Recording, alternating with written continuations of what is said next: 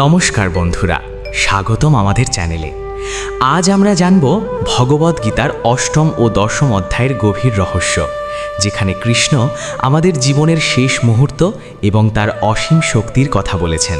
অষ্টম অধ্যায়ে অর্জুন জানতে চান ব্রহ্ম কি, আত্মা কি, মৃত্যুকালে কিভাবে ভগবানকে স্মরণ করা যায়।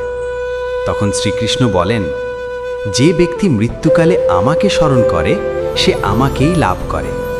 শ্লোক অন্তকালে চ মামেবা স্মরণ মুক্তবা কলেবরম। সহজভাবে বললে, আমরা জীবনে যা ভাবি, যা করি, মৃত্যুকালে সেটাই মনে আসে। তাই যদি সারা জীবন ঈশ্বরকে স্মরণ করি, তাহলে শেষ সময়েও তাকেই পাব। মূল শিক্ষা, সর্বদা ঈশ্বরের নাম স্মরণ করো, মনকে ভগবানের মধ্যে স্থির রাখো, জীবনকে পবিত্রভাবে কাটাও। এবার শ্রীকৃষ্ণ তার অসীম শক্তি ও মহিমা বর্ণনা করেন। অহম সর্বস্ব প্রভব মত্ত সর্বম প্রবর্ততে, অর্থাৎ আমি সব কিছুর উৎস, সব কিছু আমার থেকেই সৃষ্টি।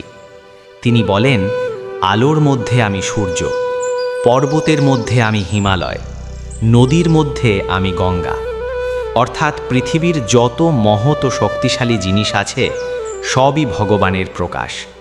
তিনি বলেন, প্রতিটি সুন্দর ও শক্তিশালী জিনিসে তার উপস্থিতি।